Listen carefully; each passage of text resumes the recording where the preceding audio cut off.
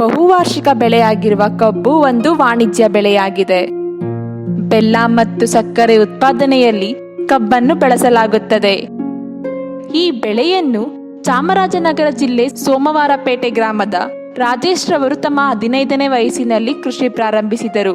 ಪ್ರಾರಂಭದ ಹಂತದಲ್ಲೇ ರಾಸಾಯನಿಕ ಗೊಬ್ಬರಗಳನ್ನು ಬಳಸುತ್ತಾ ದಿನೇ ದಿನೇ ಇಳುವರಿ ಕಡಿಮೆಯಾಗಿ ಆರ್ಥಿಕ ಸ್ಥಿತಿ ಹದಗೆಟ್ಟು ಇನ್ನು ಮುಂದೆ ಕೃಷಿಯಲ್ಲಿ ಜೀವನ ಮಾಡುವುದು ಕಷ್ಟಕರ ಎಂದು ತಿಳಿದು ಬದುಕೊಂದನ್ನು ಕಟ್ಟಿಕೊಳ್ಳಲು ಪಟ್ಟಣದ ಕಡೆ ವಲಸೆ ಹೋಗುತ್ತಾರೆ. ಪಟ್ಟಣದ ದುಡಿಮೆಯಲ್ಲಿ ಅಷ್ಟೊಂದು ಆರ್ಥಿಕ ಸುಧಾರಣೆ ಕಾಣದೆ ಜೊತೆಗೆ ತನ್ನ ಆರೋಗ್ಯವನ್ನು ಹದಗೆಡಿಸಿಕೊಂಡು ಪುನಃ ಕೃಷಿಯ ಕಡೆ ಮುಖ ಮಾಡುವರು. ನನಗೆ 35 ವರ್ಷ ವಯಸ್ಸು. 15ನೇ ವಯಸ್ಸಲ್ಲೇ ನಾನು ವ್ಯವಸಾಯ ಮಾಡಕ್ಕೆ ಶುರು ಮಾಡಿದೆ. ಬಟ್ ರಾಸಾಯನಿಕದಲ್ಲಿ ತುಂಬ ಬೇಸತ್ತು ಬಿಸ್ನೆಸ್ ಮಾಡೋಣ ಅಂತ ಸಿಟಿಗೆ ಹೋಗಿ ಜೆರಾಕ್ಸ್ ಅಂಗಡಿ ಹಾಕಿ ಅಲ್ಲಿ ಆರೋಗ್ಯ ತೊಂದರೆ ತುಂಬ ಕಾಡ್ತು. ಮತ್ತೆ ನಾನು ವ್ಯವಸಾಯಕ್ಕೆ ಹೋಗೋಣ ಅನ್ನೋ ಇದರಿಂದ ಬಂದೆ. ತುಂಬ ರಾಸಾಯನಿಕ ಕೊಟ್ಟು ಅದರಿಂದ ಬೇಸತ್ತು ಮತ್ತೆ ಹೊರಗಡೆ ಹೋಗ್ಬೇಕಾಗಿ ಬಂತು. ಮತ್ತೇನೆ ಅದರಲ್ಲಿ ನಮಗೆ ಉಳಿಗಾಲ ಇಲ್ಲ. ನಾವು ಏನಾದರೂ ಸಾಧನೆ ಮಾಡಬೇಕು ಅಂದರೆ ಬೇಸಾಯದಲ್ಲೇ ಅನ್ನೋದು ವ್ಯವಸಾಯದಲ್ಲೇ ಅನ್ನೋದು ನನ್ನ ಗುರಿ. ಅದರಿಂದ ಮತ್ತೆ ಸಾವಯವ ವ್ಯವಸಾಯ ಮಾಡೋಣ ಅಂತ ತೀರ್ಮಾನ ಮಾಡಿ ತುಂಬ ಯಶಸ್ವಿಯಾಗಿ ಮುಂದೆ ಸಾಗ್ತಾ ಇದ್ದೀವಿ ಸರ್. ಪಟ್ಟಣದಲ್ಲಿ ಬದುಕನ್ನು ರೂಪಿಸಿಕೊಳ್ಳಲು ಹೋಗಿ ಸಂಕಷ್ಟಕ್ಕೆ ಒಳಗಾಗಿ ಸಾವಯವದಲ್ಲಿ ಕೃಷಿ ಮಾಡಲು ನಿರ್ಧರಿಸಿದರು. ಇಂತಹ ಸಮಯದಲ್ಲಿ ಸಾವಯವ ಕೃಷಿ ತಜ್ಞರಾದ ಡಾಕ್ಟರ್ KR ಹುಲ್ಲುನಾಚೇಗೌಡರನ್ನು ಭೇಟಿ ಮಾಡಿ ಇವರ ಅನೇಕ ಸಾವಯವ ಕೃಷಿ ತರಬೇತಿಗಳನ್ನು ನಡೆಸುತ್ತಿದ್ದು, ಈ ತರಬೇತಿಗಳನ್ನು ಪಾಲ್ಗೊಂಡ ರೈತರಲ್ಲಿ ರಾಜೇಶ್ ಕೂಡ ಒಬ್ಬರು. ತಜ್ಞರಾದ ಡಾಕ್ಟರ್ KR ಹುಲ್ಲುನಾಚೇಗೌಡರ ತರಬೇತಿಯನ್ನು ಪಡೆದು ಸಾಕಷ್ಟು ವಿಷಯಗಳನ್ನು ಸಂಗ್ರಹಿಸಿಕೊಂಡು ತಮ್ಮ ಜಮೀನಿನಲ್ಲಿ ರಾಸಾಯನಿಕ ಪದ್ಧತಿಗಳನ್ನು ತೊರೆದು ಸಾವಯವ ಕೃಷಿ ಮಾಡಲು ರಾಜೇಶ್ ರವರು ಮುಂದಾದರು. ಹುಲ್ಲುನಾಚೇಗೌಡರು ನಮಗೆ ತುಂಬ ಅನುಕೂಲ ಮಾಡಿಕೊಟ್ಟಿದ್ದಾರೆ. 2-3 ಟ್ರೈನಿಂಗ್ ಹೋದೆ, ತುಂಬ ಅನುಕೂಲ ಆಯಿತು.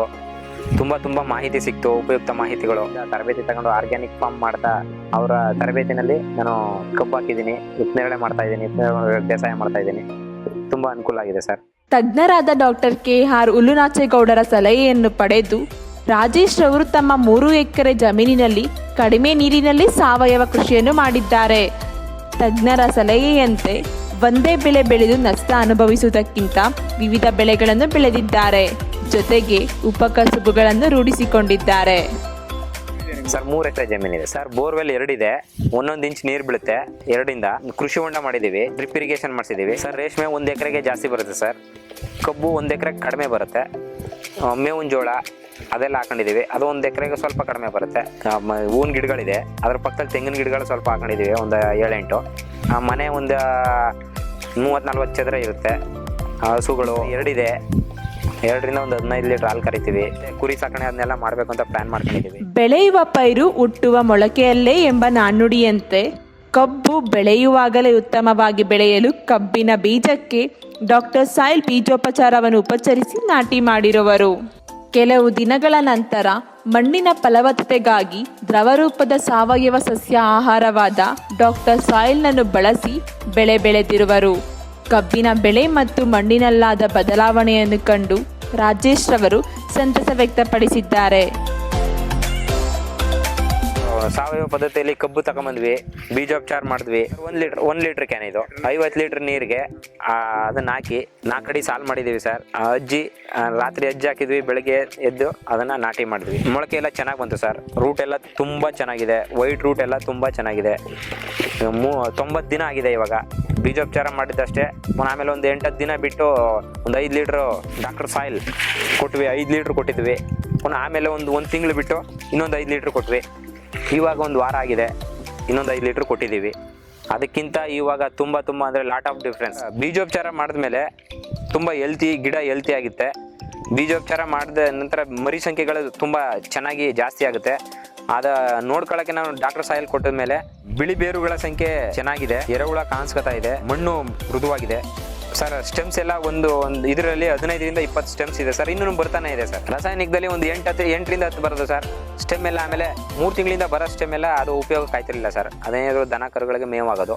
ಇವಾಗೆಲ್ಲ ಎಲ್ಲ ಸ್ಟೆಮ್ನು ಉಳಿಸ್ಕೊಳ್ಳೋ ಅಂತ ಪ್ರಯತ್ನ ತುಂಬ ಚೆನ್ನಾಗಿದೆ ಸರ್. ಇದು ಅರ್ಧಕ್ಕೂ ಜಾಸ್ತಿ ನಮಗೆ ಹಣ, ಸಮಯ, ನೀರು, ಮುಖ್ಯವಾಗಿ ನೀರಿನ ಉಳಿತಾಯ ತುಂಬ ಆಗುತ್ತೆ ಸರ್. ನಾವು ರಾಸಾಯನಿಕದಲ್ಲಿ 3 ದಿನ 2 ದಿನಕ್ಕೆ ನೀರು ಕೊಡೋದಿಲ್ಲ ಅಂದರೆ ಎಲ್ಲ ಹಿಂಗೆ ಸೋಪ್ ಕತ್ತಾಯಿತು. ಇವಾಗ ನೋಡಿ ತುಂಬ 8 ದಿನ ಆಗಿದೆ ನೀರು ಕೊಟ್ಟು, ಇನ್ನೂ ತೇವಾಂಶ ಇದೆ, ಬೆಳವಣಿಗೆ ಚೆನ್ನಾಗಿದೆ. ಬಿಸಿಲಲ್ಲೂ ಕೂಡ ಕಬ್ಬು ನೋಡ್ತಾ ಇದ್ರೆ ಇನ್ನೂ ನೋಡೋಣ ಅನಿಸುತ್ತೆ. ತುಂಬ ಬಾಡೋದೇ ಇಲ್ಲ. ಅದು ಬಾಡ್ತಾ ಇರುವಾಗ 10 ದಿನ ಕಳೆದು ಬಾಡ್ತಾ ಇರುವಾಗ ಒಂದು ನೀರು ಕೊಡ್ತೀವಿ, ಮತ್ತೆ 10 ದಿನ ಏನು ಮಾತಾಡೋಗಿಲ್ಲ. ತುಂಬ ಚೆನ್ನಾಗಿದೆ ಸರ್. ರಾಸಾಯನಿಕ ಮುಕ್ತ ಜೀವನ ತುಂಬ ಒಳ್ಳೆಯದು. ರಾಸಾಯನಿಕದಿಂದ ತುಂಬ ಹಾನಿಕರ. ಡಾಕ್ಟರ್ ಸಾಯಿಲ್ ಬಳಸಿ ಭೂಮಿಯನ್ನು ಉಳಿಸಿ. ನಮಸ್ಕಾರ. ನಮಸ್ಕಾರ. ರಾಜೇಶ್ ರವರು ಸಾವಯವ ಕೃಷಿ ಮಾಡಲು ಇರುವಷ್ಟು ಜಮೀನಿನಲ್ಲಿ ವಿವಿಧ ಬೆಳೆ ಬೆಳೆದು ಯಶಸ್ಸು ಕಂಡುಕೊಂಡಿದ್ದಾರೆ. ಇವರು ಕೃಷಿಗೆ ಒಂದು ಮಾದರಿಯಾಗಿದ್ದಾರೆ. ಇವರ ಕೃಷಿ ಹೀಗೆ ಮುಂದುವರಿಯಲಿ ಎನ್ನುವುದು ನಮ್ಮ ಆಶಯ.